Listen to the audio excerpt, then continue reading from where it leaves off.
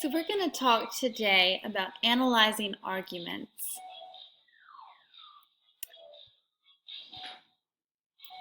When we analyze arguments, we want to think critically about those arguments. We don't just want to decide whether or not we agree with the claim.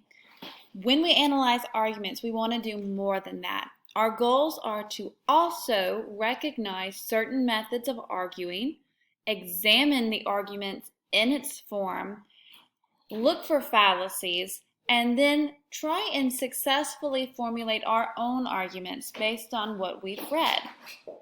One way that we can do that is to look at text or listen to arguments and apply Aristotle's 3 appeals. So Aristotle categorized argumentative appeals into 3 different types. The first one is emotional appeals. These are arguments that pull at your heartstrings to persuade. This is called pathos. The next one are logical arguments that emphasize facts and statistics to persuade. This is called logos.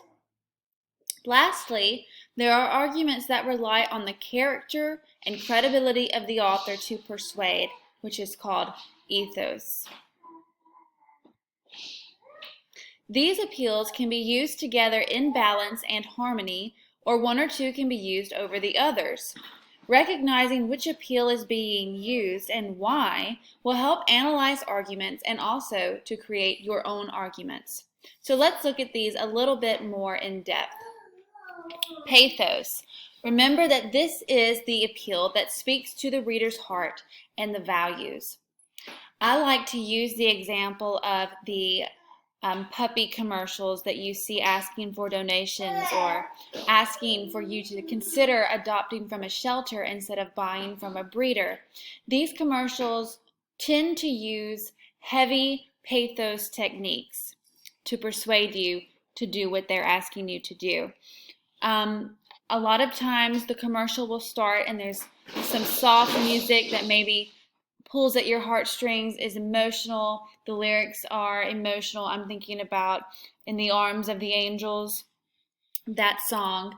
And then you have the big puppy eyes and the close-up, and these puppies are just making the biggest eyes, and maybe the narrator comes on and says, every day so and so many puppies are put down, or cats are put down because shelters can't afford to keep them fed or medicated or what have you.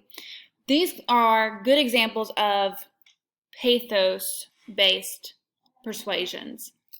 Now, for you to use these persuasions, these appeals, you don't have to use one or the other. There are arguments who very successfully use all 3, but we're breaking it down for our purposes and looking at maybe commercials or areas of persuasion that want to focus on one appeal. So let's move to the next one, logos. This appeal speaks to the mind using facts and reasoning. So sometimes when you get into a debate with someone about maybe how many hurricanes, we want to persuade someone that this hurricane season has been the absolute worst in a very long time, and we're not going to really appeal to your heartstrings for that, although you certainly could with the amount of destruction and loss of homes and possessions.